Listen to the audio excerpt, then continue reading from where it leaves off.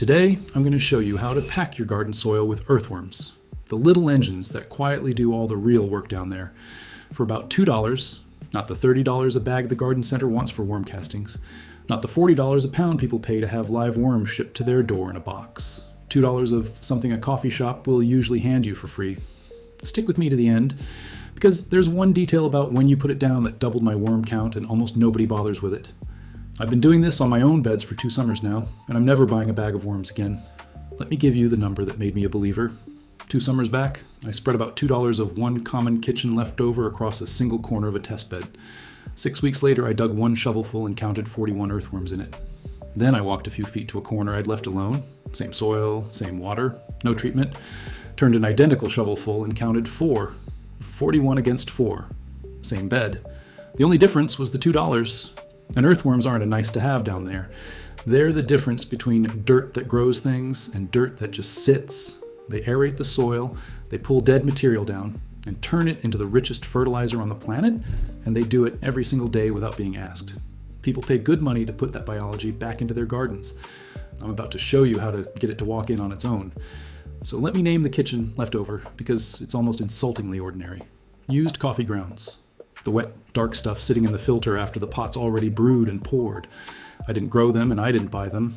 I drove to a coffee shop in town and asked for their spent grounds, and most shops will fill your bucket for nothing.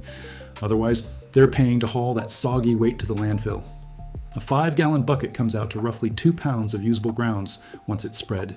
And if a shop charges anything at all, it's a couple of bucks. That's the whole price tag. And spread is the key word. I laid them down thin, about a 1/4 inch, a light dusting over the surface, not a pile, not a dump. A 1/4 inch, and I walked away and let the soil go to work. That was the entire operation. Now, why does this even work? Because that part's more interesting than the coffee itself. Most people have heard that coffee grounds are acidic and they get nervous about putting them anywhere near vegetables. That's true of fresh grounds. Used grounds are a completely different animal. When you brew a pot, almost all of that acid leaves with the coffee in your cup. The spent grounds left behind sit at a pH around 6.5. Basically neutral, the exact comfort zone most vegetables and most earthworms already like. Not an acid bomb, a neutral snack. And that snack brings 3 things to the table. First, carbon, that's food. Second, a little nitrogen, around 2% by weight. And third, grit. Coffee grounds are fine and gritty, and earthworms swallow grit on purpose to grind their food down inside their gizzards, the same way a chicken swallows gravel. So in one move, you've handed the worm a meal and the teeth it eats the meal with. But the real magnet is smaller than any worm. When that carbon and nitrogen hit the top inch of damp soil, they set off a bloom. Bacteria and fungi multiplying like mad on a fresh food source. And that bloom is what the worms are really chasing. Earthworms feed on decomposing matter and on the microbes doing the decomposing. So they migrate straight toward the food, the microbes, and the moisture the grounds hold against the surface. Nobody summons them. The biology does. You're just setting the table. So let me tell you what happened in that corner past the worm count, because the headline number was only half of it.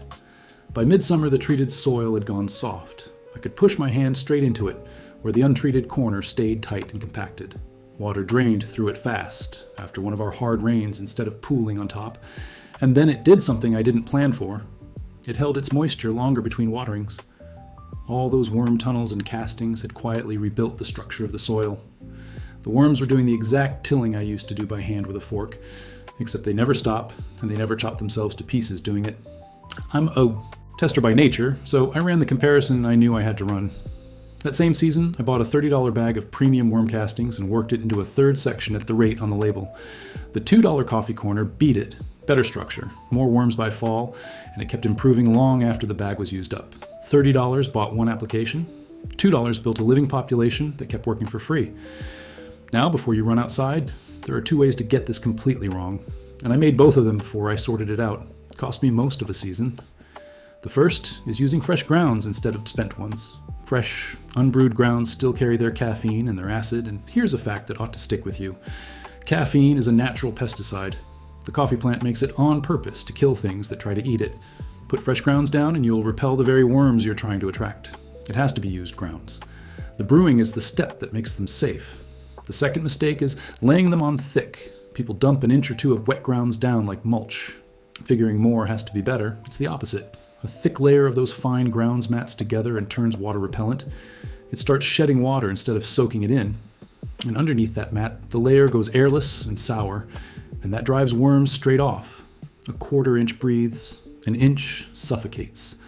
That's the entire difference between this working and this failing.